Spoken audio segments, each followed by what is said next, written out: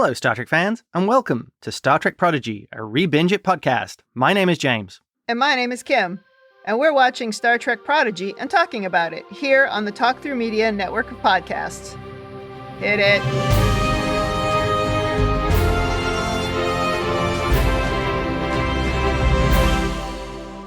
Welcome back to the podcast. Today we are on Season 1, Episode 10, A Moral Star Part 2. This episode began streaming February 3rd, 2022. So we're wrapping up the second helping of Season 1, and it goes on break again. Yes, it goes on break again, and apparently we thought this was the end of Season 1, but this is the end of the middle of Season 1, and there are 10 more episodes coming sometime later this year. There's no release date yet. I feel that should maybe go under Star Trek-iness because of like the old seasons of Star Trek where they'd have 26 episodes. Oh yeah, this will give us 20. But there's such a big gap between them. Yeah. It seems a little bit like a fudge. All marketing to drive subscribers, I'm sure. I'll take it. Not that I'm complaining. Let's get down to the episode. Just like before, we'll do a walkthrough to discuss what we think about today's plot. We will read out some feedback that we got, and we'll play a clip from our kid correspondent, Mahi. So into the episode. And there's no cold open. Yeah, Star Trek needs a cold open. I'm not going to disagree with that. But anyway, no cold open and straight into the episode. So we go straight into an outer view of the protostar and then into engineering where zombie Janeway is telling the diviner the protocore is not on board. Duh. And he says he needs it to get to the Federation. So, he's wanting to go to the source of the lies and hypocrisy? Lies and hypocrisy. You gotta say it right. Don't worry, I don't intend to do that for this entire episode like I did last time. Although lies and hypocrisy can only be said that way. So if it comes up again. Yeah, it's important. Gwyn then turns on her sword arm and jumps at the diviner, holding it at his throat, telling him, "You have your ship, leave them alone." And he reminds her that the heirloom was a gift from him, and the blue lines on his head glow, and the heirloom turns into handcuffs restraining Gwyn. Ugh.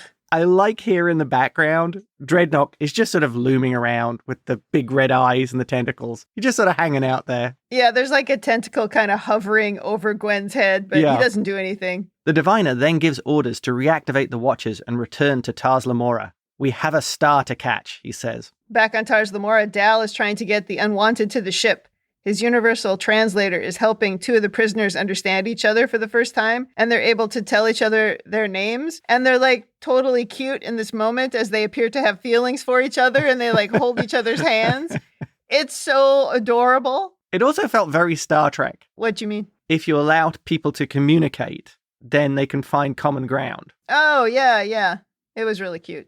On board the Rev 12, Rok-Tahk, Jankum, and the Fake Zero are cautiously walking past rows of the disabled Watchers. Those are those scorpion-like creatures that are really little robots. Robotic bug monsters. Yes, and they're trying to find the engine room, which at one point Rock says, "Murph found the engine room." I'm not sure Murph actually found it.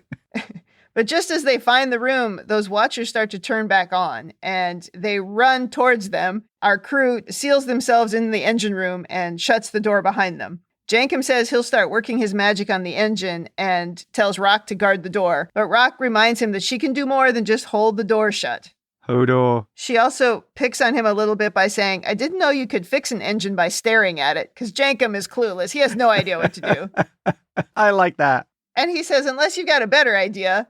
And then here we get some classic Star Trek technobabble from Rok-Tahk when she describes a possible solution using Murph and the protocore. I would have expected the protocore to have been the plan all along, but apparently not. So Jankum announces, "New plan." Jankum holds the door, and then Rock gets to work. It's super cute. Yes, definitely. Back in the mines, and Zero has found the Cation who was in hiding. Hashtag save the Cation. And we hear some meowing from the Cation as well. Oh, I know, and it's even in the closed captions. Meow. However, another Watcher has awoken and shoots Zero, and Zero loses an arm. Dal uses a phaser on the Watcher and shoots it, after missing the first couple of times, I noticed.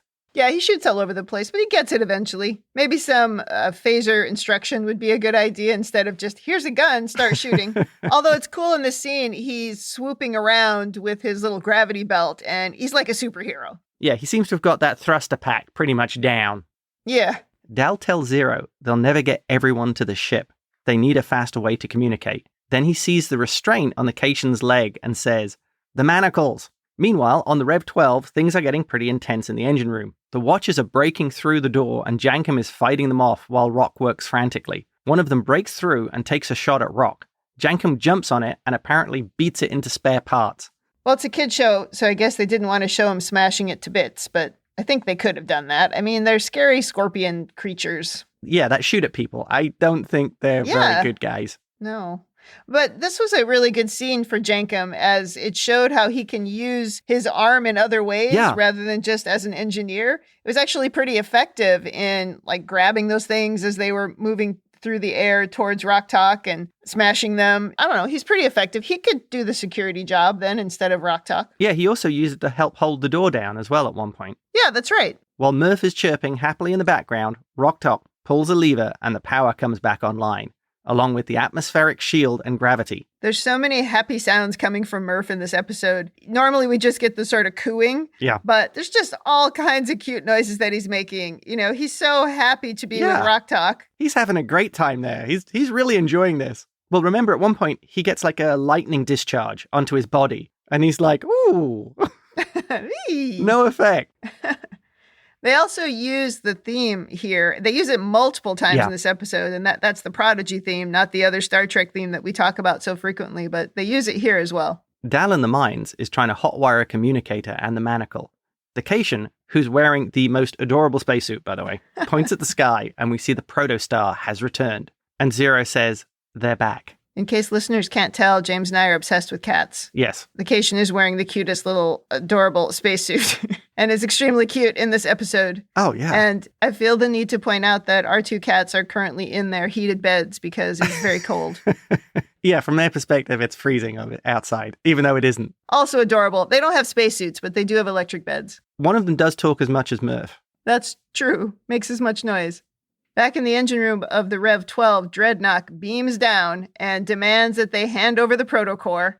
Rock Talk and Jankum try and stop him, but he is much too strong, even for Rock Talk. Yeah. He actually throws Rock Talk across the room. That was surprising. He's clearly very powerful. I guess if you're going to build an evil sidekick robot, you probably need to make him stronger than the strongest prisoners that you're holding. Yeah. Because he had no problem with Rock Talk. But he even is able to sort of hold Rock Talk out of reach with all of his long arms. And so she became ineffective as soon as he was able to do that. Yeah. Well, just as he has the two of them cornered and he's going in for the kill, the doors are forced open and in come the miners, led by the Cation. And the Cation speaks. And she tells Dreadnought, we now have a voice. Good for us, bad for you.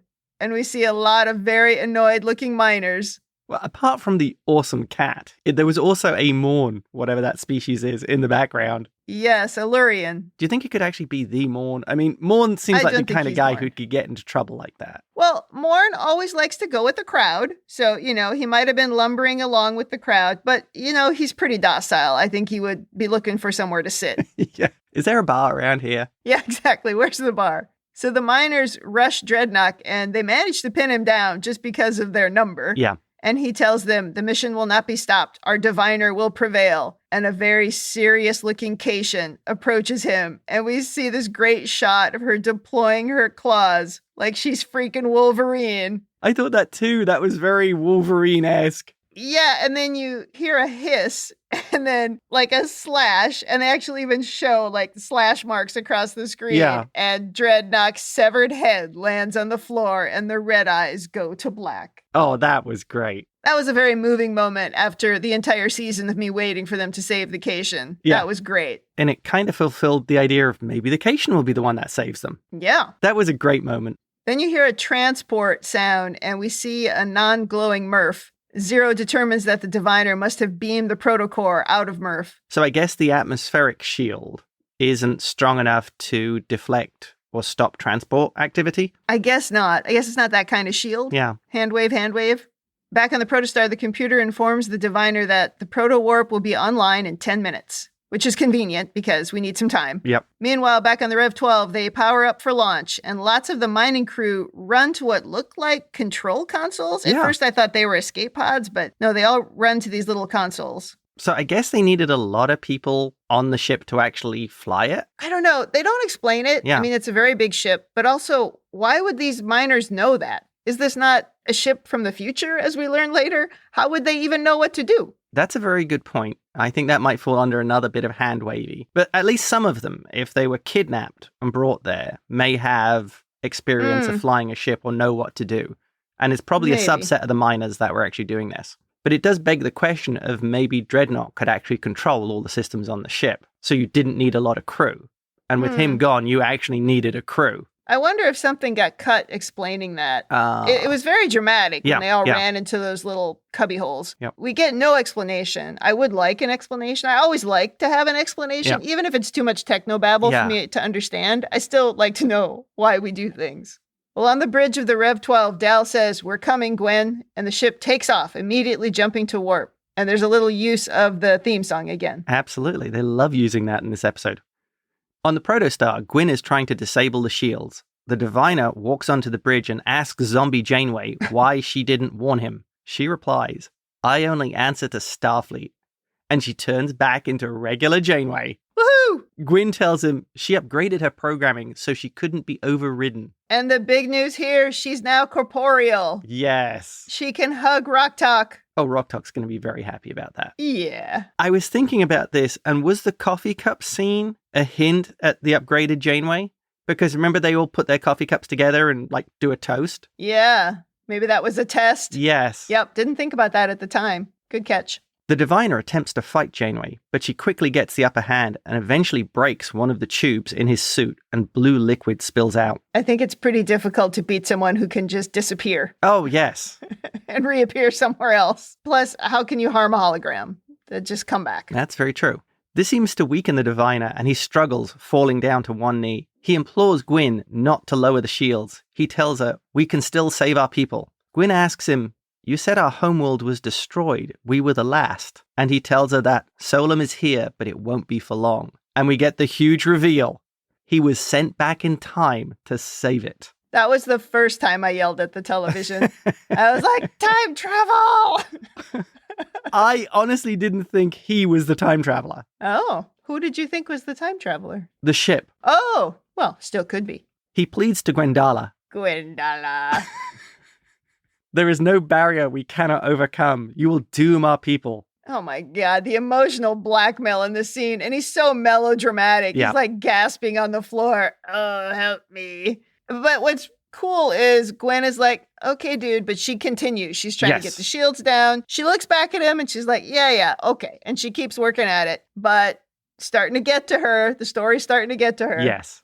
She pauses the hologram Janeway and asks him, "Tell me the truth, all of it." And the Diviner replies, "Even better, I can show you." When she pauses the Janeway hologram, it's kind of freaky because Janeway hologram's face is right at the front of the scene and is basically filling the entire screen. And then you see Gwyn turn and walk back towards the Diviner, and Janeway's face is just frozen. And it was like, oh, Gwyn, what are you doing? Oh, it was great storytelling. It was putting in your mind, wait a minute, has she just turned back? Yeah, they definitely are doing a little trick there to get you to think maybe she's starting to sway. But ultimately, she really just wants answers, and she wants to know what's going on. And Janeway was kind of right there trying to push her to keep working on the shields and ignore him. It's almost mean that she's able to freeze her. Yeah. And so she freezes her, and then she's got this haunting face sort of behind her, but she goes back and starts talking to the Diviner. Outside of the Protostar, we see that the Rev 12 has caught up with them. On the bridge, Dal is asking, "Why aren't we on that ship already?" And Zero explains it's because the shields are still up. Because that was part of the plan, was Gwen was supposed to get the shields down. I like the effect here because of that red-orange lighting on the Rev 12. It made Dal's uniform look gold. Yeah. Like an original series uniform. Oh, funny. Sort of like a Kirk-esque kind of nod. He's a little Kirk-like sometimes, and I think we even commented on that later, right? Yes. Zero and Rock tell Dal that if they shoot at the shield emitters, it could lower the shields, so they could beam across without really damaging the ship too much. Yeah. Dal reluctantly agrees and says, "Target the Protostar," and they begin firing. Well, on the Protostar holodeck, the Diviner has uploaded a simulation of Solum, and he tells Gwen, "This is how it looks today. The Vaunakat are flourishing, confident in our supremacy, believing it is just us in the universe." And there's the problem right there. What a speech. confident in our supremacy. People who would say that tend to be pretty awful. That supremacy comment is one thing, but the other thing about believing it's just us in the universe, I think that becomes interesting later here as we learn a bit more. The diviner tells the computer to advance 50 years after the first contact, and the city is in ruins. And Gwyn asks, Starfleet did this? The diviner tells her, Starfleet lit the fire and left us to burn. After their arrival, apparently, civil war splintered their people between those who sided with the Federation and those who would die to preserve their way of life. Ugh.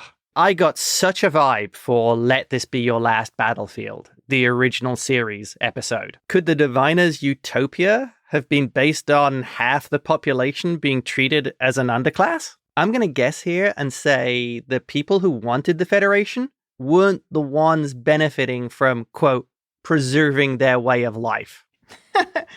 Well, isn't that always the case? It's like people who want to go back to the 50s because they think the 50s was so great. It wasn't great for everybody. Yes, true. So the diviner tells Gwyn, history can be rewritten. We can stop first contact by arming a weapon already aboard the protostar. We can wipe out all of Starfleet from existence. A very concerned Gwyn asks, what did you put on this ship? Yeah. This just seems like such an extreme solution to this problem. I think it fits with the diviner, though. Yeah. If he believes, or they believe, that they are superior, then anything that removes these inferior races is completely justified because they are better than them. Yeah. But this plan is so crazy. Like somehow he's going to infect some Starfleet ships, which are going to wipe out the Federation somehow. And then it's going to stop first contact because one of the things he said is they were happy when they thought they were the only ones in the universe, but they're not. The Federation's not the only ones in the universe. So are you going to wipe everybody else out too? Because somebody else is going to come knocking. The Klingons, the Romulans. Yeah. And which quadrant are we in? Are we in the Gamma Quadrant? Because there's lots of bad things in the Gamma Quadrant that are going to come knocking. He didn't say if Solon was in the Alpha Quadrant or No, not. they don't say. So which side of the war do you think the diviner was on? Lies and hypocrisy. Yeah, he was not on the side of the Federation. On the Rev 12, Jankum says they can only beam one person over at a time. Dal runs to the transport pad and Rock asks, what's your plan? He replies, I'll tell you when I got one. Just as he's beaming away. Yeah. Now that's a Dal plan. At least you can't call it half-baked because he doesn't have one. But it felt like such a Captain Kirk moment. Yes. Beam me there. Let's go. And that's where I thought it tied back to the gold uniform. Yeah, I gotcha. On the holodeck, Gwyn and the diviner are walking through the ruins of Solum. He tells Gwyn that when their ship comes into contact with a Starfleet vessel, it will release a signal that will corrupt their systems, turning ship against ship until the entire alliance is reduced to nothing. This plan is crazy. I also thought this had kind of a nod to Discovery Season 2 with Control, where it could control ships and do its own fighting. But if two ships come in contact with each other and they each destroy each other, the virus hasn't moved on. It might have been more complex than that. Yeah, the plan was a little hazy to me. I need to see some charts, a timeline. Yes. Create some JIRA stories. He tells her that once Starfleet is destroyed, they can return to Solum, and one day she will understand. I thought he wanted to destroy the Federation. Now he's just saying once Starfleet is destroyed. Yeah. Maybe he doesn't know the difference. Mixing terms. Yeah. A horrified Gwyn says, if we go to Starfleet, we'll destroy them. This doesn't work out well for him, because Gwyn says, we can't go. We can never go. Yeah, she hasn't been convinced. And she tells him, you can't trade one tragedy for another. You need to talk to them. Oh, I was so happy to hear her say that. Yes. None of this has worked out the way he intended. No. The computer announces proto-warp is now ready, and the diviner says, time for talk is over, and opens an archway in the holodeck, revealing Dal armed with two phasers. As we just saw him shoot a few minutes ago, I don't think the diviner's in too much danger. But he was flying through the air. He's got his feet planted on the ground. Just shoot. Why are you waiting? What are you waiting for? Yeah. But it's too late because the diviner shoots the programmable matter stuff, like the heirloom sword, out of his hands, trapping Dal in a restraint, and the phasers go flying. And Dal, when he hits the ground, laments, I was really hoping that would go a different way. That's exactly the kind of thing James T. would say. Gwyn tries to stop the diviner but gets thrown to the ground. He stands over them and says to Gwyn, "You would help the inferior before your own people?" Yep, space Nazis. The diviner picks up Dal and says, he alone is no match for the Vaunakat. But then Zero appears behind him, saying, "Who said he was alone? I will not let you hurt my friends." And Zero takes off the protective shell, exposing the diviner to their true form. Yeah. And you see this amazing effect of Zero appearing as a glowing and swirling energy ball. And it's like scorched earth. Oh, completely, yeah. It's quite an effect. I feel Zero at this point should have said, "Who's superior now?" Yeah, exactly. Well, Dal tells Gwyn, don't look at Zero, but she catches a glimpse in the reflection of Dal's communicator badge, and her pupils go all big and she falls backwards. This is why they should make the badges non-reflective. Plus, if these two had watched Raiders of the Lost Ark, they would have known to close their eyes. Oh, yeah. That was exactly what I was thinking the first time through. Close your eyes. Yeah. Don't take the risk. Well, Dal shouts at Zero to turn off the juice or whatever he says. Yeah. And Zero returns to his suit, leaving the diviner staring at the sky, and then he falls to his knees. But Gwyn is also lying on the ground saying, "We can't go," over and over. Ugh. Oh, that was harsh. Yes. And Dal is just sobbing at this point. The non-zombie Janeway is now recording a training log, and we see the Rev 12 with its new liberated crew of the former Unwanted, Yeah. including the Cation, who is holding a Starfleet badge. Come on, the Cation's the captain. Captain Cation. The diviner is also now abandoned on the asteroid. His reign of terror foreseeably over. Until season 2, I'm going to assume.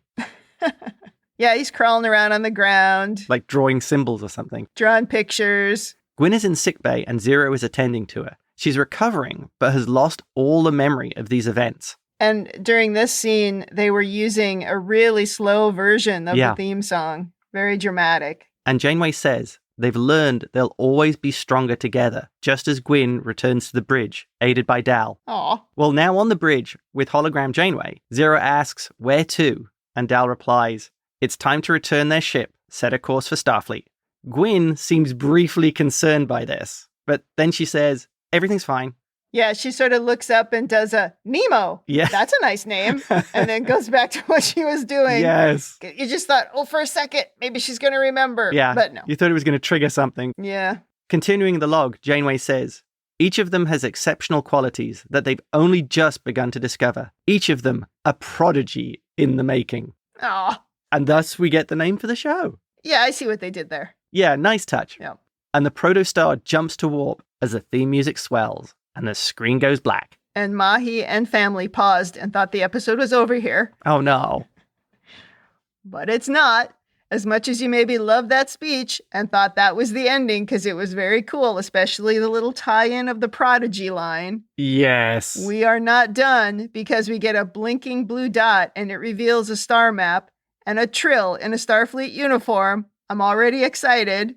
And she says, "I'm detecting a proto-warp signature. That makes 3 times now, Admiral." And what Admiral is she talking to? Admiral Janeway. This is another time when I shouted at the screen. Yes, that was awesome. It was, "Oh, there's time travel," I shouted. There's, "Oh, it's the Cation, and she's a Wolverine." And then it was, "It's Admiral Janeway." Yeah. Well, Admiral Janeway says, "It's time to rescue our missing ship and get some answers." And then orders, "Take us to the last protostar signature, maximum warp."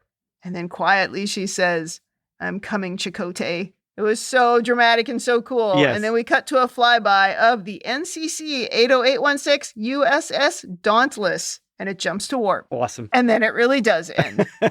That was great. That was quite an ending. Oh, This is yeah. the longest What Things Stood Out section that we have had yet in all 10 episodes. But let's get started on the things that stood out for us. Oh yeah, they crammed so much into this episode. Well, I've been hashtagging Save the Cation since the beginning. I was so happy we saved the Cation. I don't even know what to say. That was my... It was my favorite thing and most important thing that happened. And I'm really hoping that the cat's now the captain of this ship from the future. flying around. Well, most importantly, I think Cations are freaking awesome from seeing this. Oh man, the Wolverine move, that was something. Although, why did she just bring it out then? Seems like maybe she could have used it to not get captured, but that's okay. I'll take it. So what is her name? I guess she's just credited so far as Cation Child, but hopefully we'll get a name eventually. Now that they can speak to each other, they can tell each other their names. Yeah. Another thing is Dal needs to spend some time with phaser practice, in my opinion. Yeah, they need to do some of that practice shooting in the holodeck like Worf and Guinan. A little target practice. Maybe a little bit of practice with a Batlath, too. Any weapon training could be helpful. One of the things that really stood out for me was when those little minor dudes started to speak to each other and they were just so thrilled to understand each other and they could profess their love for each other. Oh my gosh, it was adorable. I really liked that scene. Made me think of the Minions as well, actually. Yeah, they do have a little minion look. Yeah. And another thing is, the Dauntless, I'm afraid to say, is just an ugly looking ship. Oh, I didn't think it was an ugly ship, but okay. And I'm wondering if maybe this is a callback to the Dauntless World War II dive bomber, which aesthetically was not a very pleasing aircraft to look at, but was extraordinarily effective. So maybe they're going with that. The Dauntless is an effective Starfleet ship, but not very good looking. Well, okay. First of all, who cares? It's Admiral Janeway. And secondly, let's not forget where the Dauntless comes from. The Dauntless class was the ship from the Voyager episode Hope and Fear that we talked about way back in, I don't know, episode 1 or 2. Right. And Species 8472 took one of their own ships, made it look like a Starfleet ship, and called it the Dauntless. So now we have a connection. I feel vindicated because I said from the beginning, I felt like there was some connection to that episode. And now we have another connection right here at the end. And the inside of that ship looks a lot like, at least in parts, what the inside of that fake ship looked like in the Voyager episode as well. Yeah. So there's a connection. We don't know the full connection to yet. Voyager as well. An absolute Voyager connection. And I still think the Vaunakot is going to be Species 8472. I think as well with the storyline, it reminds me of the Kelvin universe Star Trek with the Romulan who traveled back in time. Well, that's another thing we talked about earlier in the season, that the Rev 12 looked a lot like that ship. Interesting. Another little thing that I liked was when the Diviner had the holo program and it sort of like merged into the console. Well, I guess that makes sense that they're not going to have some kind of USB protocol that matches from the future and across all these different species and ships. So, it's got to just absorb it. Yeah, that was cool. I kind of like that. This supremacist nature of the Vaunakot and the civil war that destroyed them. I mean, I still say this whole plan is ridiculous, that they're going to destroy Starfleet and somehow that's going to preserve their civilization because anybody else could stop by. The Jem'Hadar could stop by and that would be the end of that. Or some very annoyed Klingons. It's just such a weird plan. Yeah. Their plan could have been to stop First Contact, met the ship that was coming in for First Contact and says, we talked about it and we don't want First Contact, please go away. Or destroy the ship. Well, another one might come then. But at least if they said, we know you're out there, please stay away, Starfleet would have listened to that. Yeah, you could have fitted that under the Prime Directive. Don't come and see us, we're not ready. It reminded me a little bit of something that happens in Discovery with Captain Lorca. I don't want to spoil it if you haven't watched Discovery, because I think people should watch Discovery. But there is a moment where he does something drastic and Michael says to him, gee, you could have just told us that's what you were trying to do and we would have helped you. Right. And I thought this was something similar. Right. It's like you're trying to destroy, he says, the entire Federation when you probably could just have one conversation. You could solve the whole problem. But because of this supremacy nonsense, you're completely out of whack with your idea. I'm wondering if there was more to it there. Going with the supremacy angle, if he was also bringing technology back to give to the Vaunakot so that they could end up as the dominant species. Well, then they should have just done that. Yeah. This plan's crazy. He's maybe a little touched. Yes, he could be. Something else about the Diviner being from the future. Yeah. We talked about that possibility before of something coming from the future. Like you said, you thought it was the ship. Yeah. In the Kobayashi episode, when they do that flashback to 17 years ago, and really when the progeny was created, the Diviner and Dreadnought are having a conversation about the Order, which is probably something to do with this group that is sending back Vaunakat to try to stop first contact from happening. Yeah. But they said many have failed before to find the protostar. So that's still a mystery that we haven't answered. So there could be a whole group of surviving Vaunakat who are just sending people back time and again to try and find the ship and try and destroy Starfleet. It could be. I hope that's not... I hope they don't all come back with that crazy plan. But I think that's what's implied, which is a little nuts. Yeah, they could all be crazy. It was cool to see a trill on Admiral Janeway's ship. Yes. That was exciting. Always happy to see the Trill, even if I have questions about their society and why it's in the Federation. I understand your issues with the Trill. I just think it's such an interesting species that the stories and the story possibilities are absolutely endless. I don't think the Trill themselves are uninteresting. I think it's how they view the unjoined Trill is the problem. They have a supremacy problem as well, the symbionts. Yes. But it was still cool to see that. And Jamila Jamil as the voice there was cool. I mean, just look, Admiral Janeway alone stood out as a super exciting thing to happen at the end of this episode and unexpected. Yeah, I loved seeing Admiral Janeway. That was great to put her in at the end. And then trying to rescue Chakotay. Yeah, that's very cool. And I think the great irony of this entire story is that if the Diviner had just not done anything, Gwyn and team were planning to take the ship back to Starfleet or would have ended up taking that ship back to Starfleet at some point, and his plan would have happened. Right. His interfering is probably the thing that's going to stop it from happening. Yeah. If you just let things play out. I like that twist. Nice. Well, I think we talked about everything in the What Stood Out section. So many things. Yes. Pretty much the whole episode, really. Let's move on to character development. There was that cool little scene where Jankum tells Rock to hold the door, and then he looks at the engine, he's like, I can't fix this. Yeah. And realizes that Rock is the one who should fix it and he'll hold the door. That was cool because you saw there's no ego in Jankum. He's just like, okay, now Jankum holds the door. You go fix the thing. That was kind of cool. Yeah, I did like that. He's not going to stand in the way of somebody with a better idea. Yeah, that was great. I really like that about the character of Jankum that they're trying to build. Yep. So, the Diviner. Yeah. Do you think he was playing to Gwyn's emotions and that he was faking the weakness? That he's figured out that Gwyn has a good heart and he was playing to that? I definitely didn't think that the first time through when I was watching it by myself, but then later when you and I watched it together and you pointed that out, that was a possibility, it was like, yeah, okay, maybe. Because by the next scene when they go on the holodeck, he's back to being fine. Exactly. I took it as he saw that he couldn't easily beat Janeway, so went for a different approach. That makes sense. He's relatively smart, except for this crazy plan. Well, I wonder if part of the plan as well comes down to simply the case of they think they are superior, therefore their plan is brilliant. Oh, well, I have run into those people. Yeah, the Khan sort of effect. My plan couldn't possibly be bad. I'm a genius. Exactly. Gwyn is still very conflicted about her father. I think she still wants to believe the best in him. Oh, definitely. But she ends up seeing it's even worse than she thought.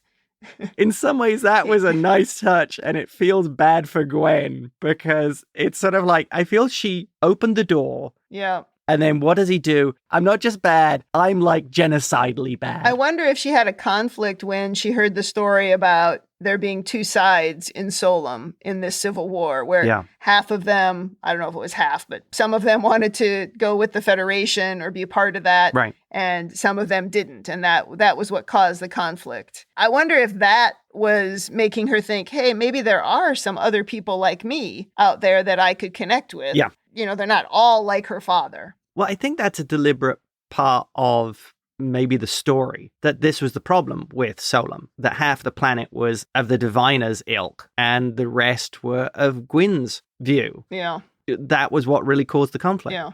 Well, as I'm the fan of him, I'm bringing up Dal as showing that he has the perfect Starfleet crazy captain approach to things. I'll figure out a plan as I go along. It's just perfect. Some of the things he did early on in the season, those, like he said, the half-baked plans, they didn't always have the right motivations. Oh, right. Yeah. And here, or at least we're relating him more to a Starfleet captain because he's actually risking himself to save someone else. Yeah. He's diving in to do the right thing instead of diving in to do the wrong thing or run away from the problem. Yeah. And so that's why all of a sudden we can relate to him more and he feels more Starfleet. Yeah, he's doing it selflessly rather than having his own agenda when he's doing it. If this is the Dal we have now, this version, that's great. If we think about where we started with this character, Yeah. I know I said somewhere along the way he was my least favorite character, Right. but he's moving up the ranks. I don't know how because I still like all the other characters. Yeah. But suddenly I like him. I thought he was really great in this episode. And Yeah. I felt it when he was sobbing when Gwen was hurt. It was very moving, which means I give a crap about him. And so that made me happy. Oh, he's definitely shown the most growth. Agreed. And also, he did prove one of the oldest lessons in Westerns, which is when you have to shoot, shoot. Don't talk. 100%.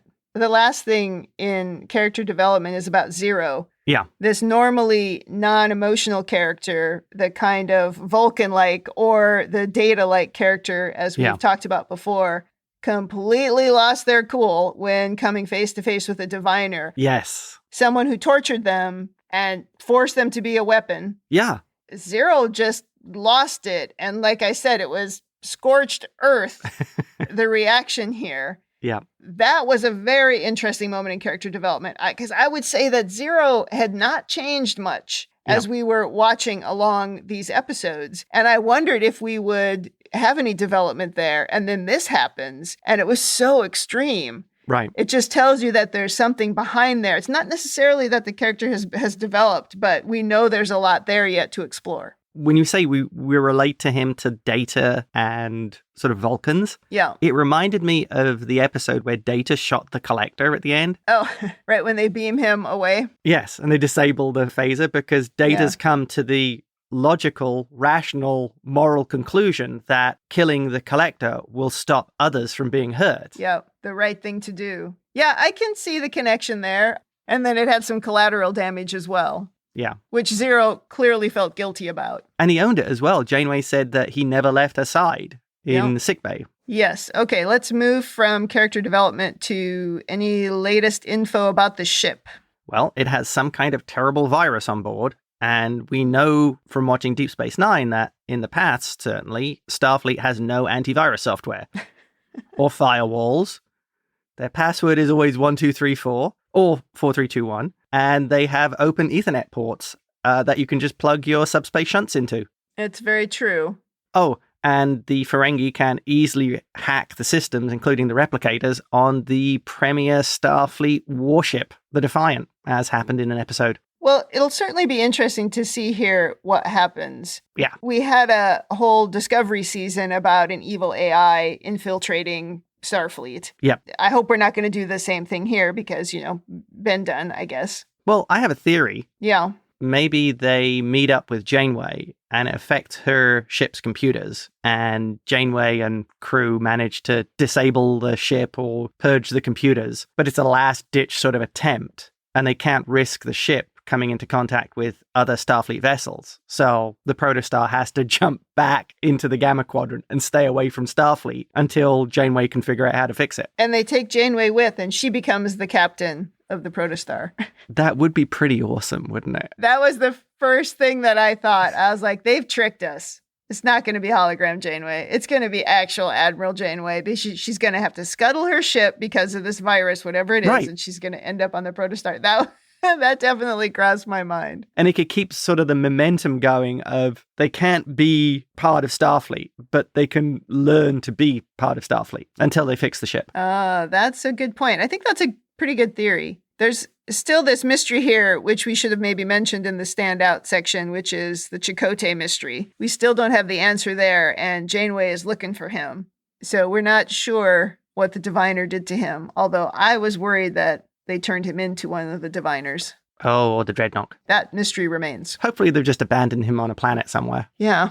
Maybe he was one of the miners in the suits that we couldn't see their face. Oh, they erased his memory. Although, where's the rest of his crew? Yeah, hopefully they just abandoned them somewhere. Right. And they're safe, yeah.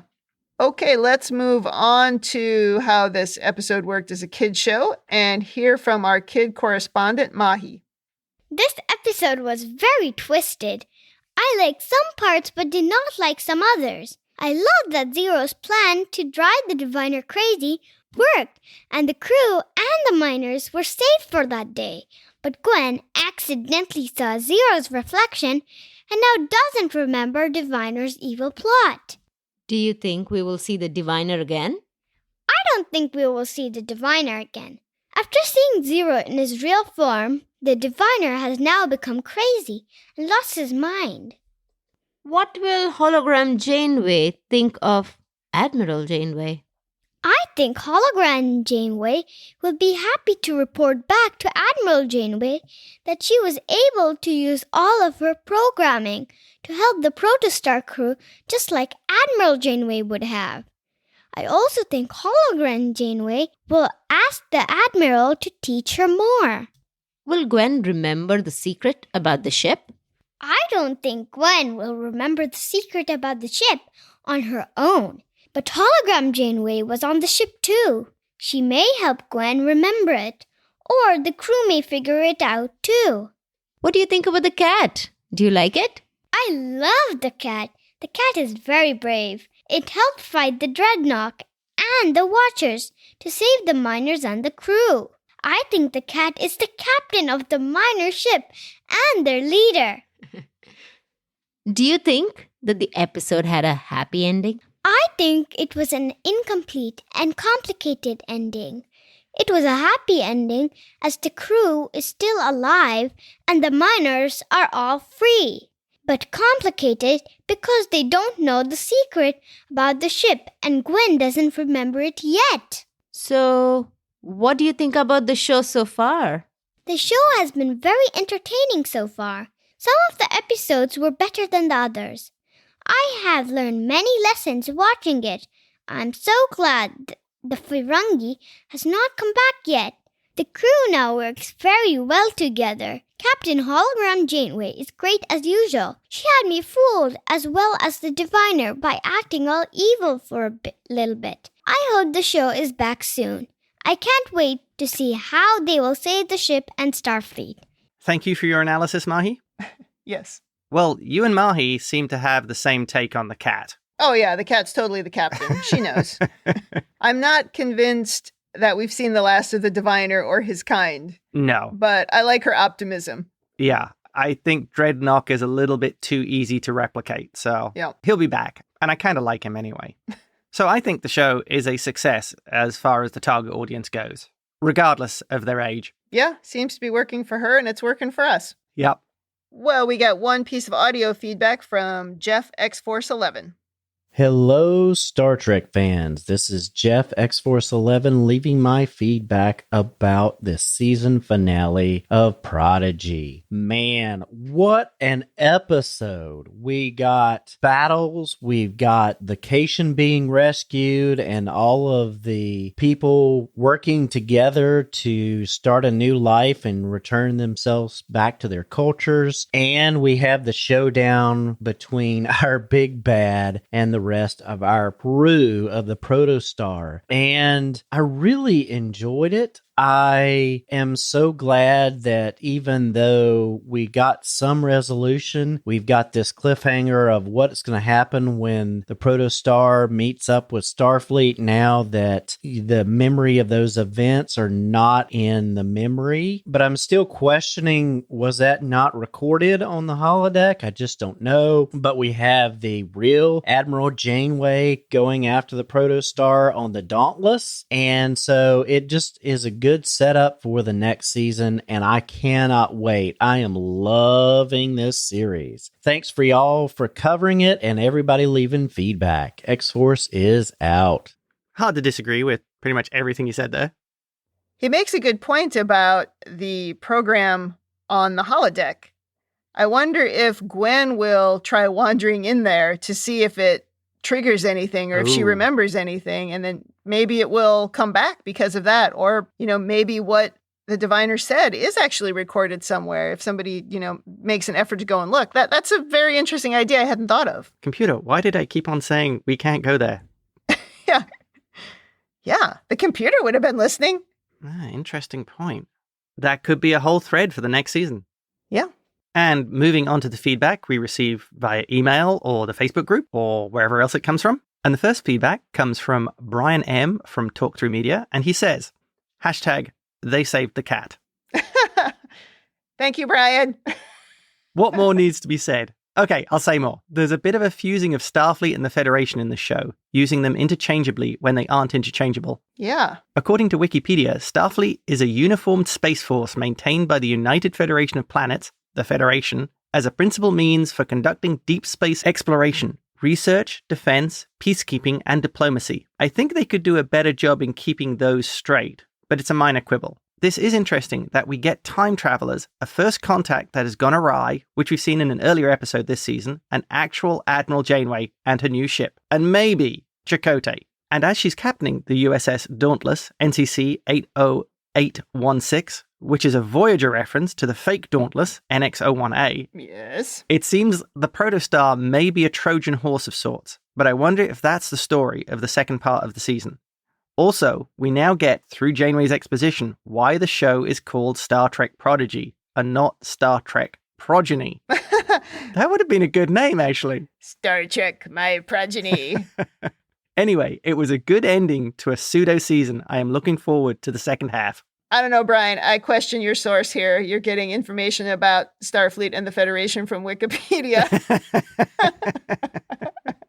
Yeah, I'm with you, But Ken. no, I do agree, though. I think that they almost interchangeably use Starfleet and the Federation, and it does get confusing. Even in that scene where he's talking about he's going to go to Starfleet and destroy the Federation, and then later it's Starfleet again. So, yeah. Although maybe he doesn't know. He easily could be confused. Oh. It seems like when Janeway gave the speech about it, she knew. Oh. She wasn't confused. But this guy, maybe he doesn't know. You know, facts are for lesser species. I mean, he is superior, so he doesn't really need them.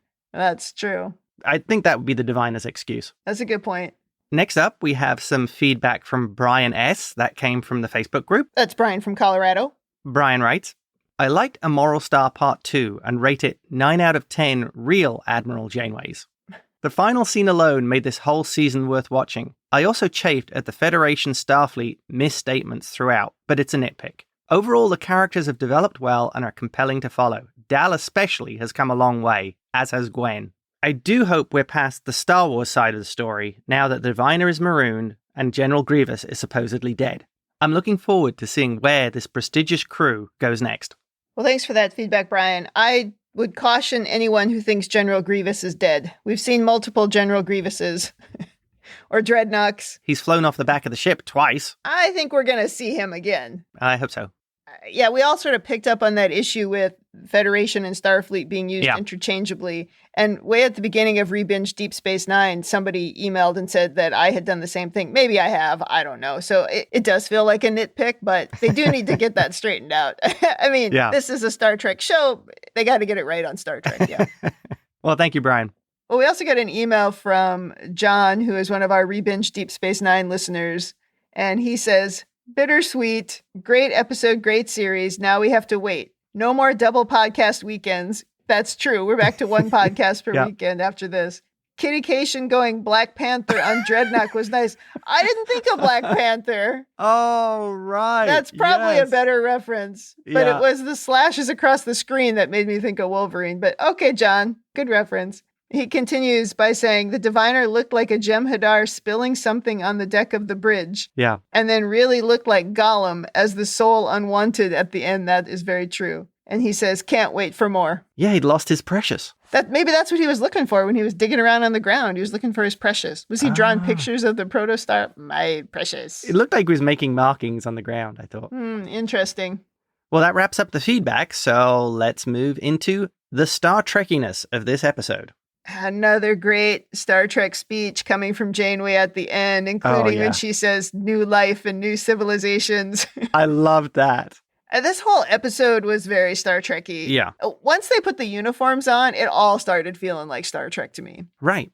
Okay, the next thing I have is the hope for the future. Yep. That these kids have potential and that Gwendala is more than just her genetics and her background. Oh, yeah. That's a big one. And how she says, you can't trade one tragedy for another. It felt very much a Star Trek theme. Yeah, very much a Star Trek theme. I definitely agree with that. And the part about Gwendala being more than just her genetics, that's definitely a theme that we cover many times. If we look at Worf, that's a good example of this similar sort of story. He can embrace being a Klingon without embracing the more negative aspects of their society. Yeah, and he is a part of Starfleet, and he believes and protects those ideals. Yeah. At least up to the point that I'm at on Deep Space Nine. I don't know what happens after season 4. We also had when we were evacuating the asteroid and we saved everybody. We saved all the miners, all the unwanted. You got to save everyone. Yes. That's definitely the Star Trek way. Absolutely. And they gave them a Starfleet badge at the end, and you see that sort of overhead shot of all of them on the Rev 12 with the Cation holding the badge, to help with the translating. Yeah. And also it gives them an opportunity to call the protostar if they needed to. I don't know what the range is of that badge. Yeah. A little Star Trekkiness going on there. Guys, how do we stop this thing? Yeah. By the way, exactly. That was the next thing I was going to say. They're now on this ship from the future, I assume. And it's a bunch of miners and many of them kids. Do they really know what to do with this ship? How dangerous is this? That's a good question. I assumed, as obviously you did, that the ship was from the future as well. Yeah. So maybe the ship isn't from the future. Maybe it's something he put together or stole or obtained. Could be. So it's current technology. It's not that advanced. So maybe that's why all those miners knew what it was. Yeah. It'd be cooler if it was from the future, but that really would be a bit like Star Trek, the first Kelvin movie. Yeah. Okay. Next Trekkie thing, giving the villain a chance to surrender peacefully. Trying to talk the villain out of his agenda. Yes. That was never going to happen. Yeah, and coming from Dal as well. Another nice touch for that advancement of Dal as not just a character, but also as a Starfleet cadet. Also, this theme where Janeway makes this speech about how they've figured out that they're stronger together. One of my absolute favorite things about Star Trek is the theory of the team and how the team is so much stronger together and how they look out for each other and they'll lay down their lives for each other. And man, did you get that in this episode? Well, that's a Roddenberry theme, the concept of the group of dissimilar individuals working together for a common goal. Yeah, love it. And my final Star Trekkiness point is this is another episode of the series that felt more like a Star Trek movie than a TV show. Yeah. Well, this is something I say about Discovery. I think Discovery is so much more like Star Trek movies than it is like the older Star Trek TV shows, because it has to be. The world doesn't do episodic TV in the same way that we used to back then. Yeah. I mean, they're going to try to do that with the new Strange New Worlds that's coming out, and I guess we'll see how that works. Just fascinated to see how that works. They can't be as completely self-contained in their 46 minutes as they were back then, because then it was all about syndication and reruns and money. Right. It was all about money, just like everything always is. And it's so different as we interchange here between this show and Deep Space Nine, which is still the old school Trek. Right. But you know what? I love it all. I'm fine with the episodic stuff. We laugh at it and we complain about it when it doesn't make sense. Like when something horrible happens to a character and then next week they're completely fine and we just start over. That's the way that it was then. This is the way that it is now. And I'm okay with both of them. I'm able to watch it. Yeah. And I am so fascinated to see what the modern episodic show is going to be like and how that's going to translate. Yeah, we'll see. All right, well, that's enough of the Star Trekkiness. I think, as we said, a whole thing Star Trekky. Completely. Yep. Let's move on to ratings then. What is your rating? Or would you like me to give your rating? I am going to defer to you on this one. I'm pretty sure your rating is 10. Absolutely. Great episode. Hit every high point once again.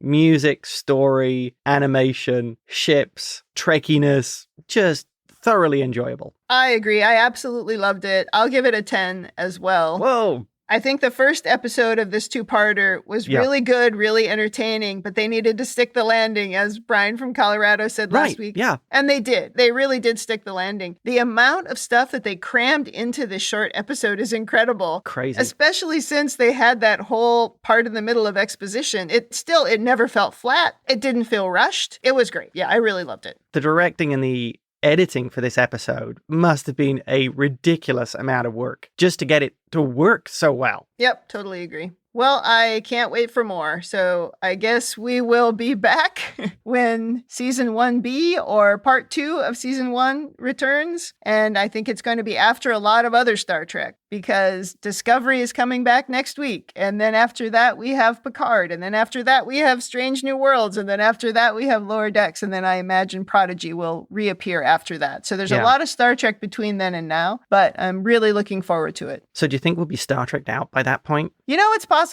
I do get saturated with stuff.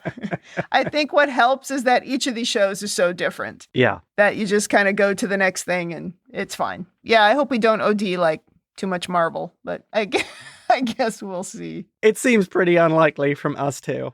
All right. Well, before we wrap up, I want to let you know that James and I can always be reached on RebingeIt@gmail.com and also on Twitter and Instagram @RebingeIt.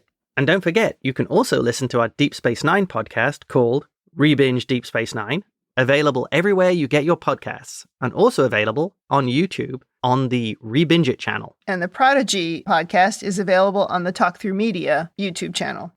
Since Prodigy is going on hiatus for a while, but next week with Star Trek Discovery returning, Brian and Ruthie's podcast will be coming back. So they're planning to record the episode a little bit earlier than normal next week. So the deadline for Discovery Season 4, Episode 8, title Still Unknown, is Thursday, February 10th. He says 2021 in his notes, but it's 2022, Brian. Pretty sure it is. But the deadline will be at 7 p.m. Eastern, 6 p.m. Central, subject to change. So to submit your theories and feedback to them for that podcast, you go to talkthroughmedia.com/feedback, and you can submit text or audio, or you can call 216-232-6146 and leave a voicemail, or you can email them at StarTrekDiscovery@talkthroughmedia.com. And of course, just like with Prodigy, you can post in the designated episode thread on the Facebook group, facebook.com/groups/Star Trek TTM podcasts. So there's lots of ways to get involved with both of our podcasts. And I have to give a shout out to a friend's podcast, Teebs and Kid Phoenix Versus. Teebs is a regular guest on each season of our Deep Space Nine podcast, and the Teebs and Kid Phoenix podcast analyzes popular culture, movies, and TV. And the first episode of the new season takes on 80s action movies. Thoroughly good listen if you enjoy geeky culture. Well, that's it for this week. Come back next week to hear Star Trek Discovery, but rejoin the RebingeIt crew when Star Trek Prodigy returns later this year. Thanks for joining us on the Star Trek Prodigy RebingeIt podcast. That's it for me. And that's it from me. For now.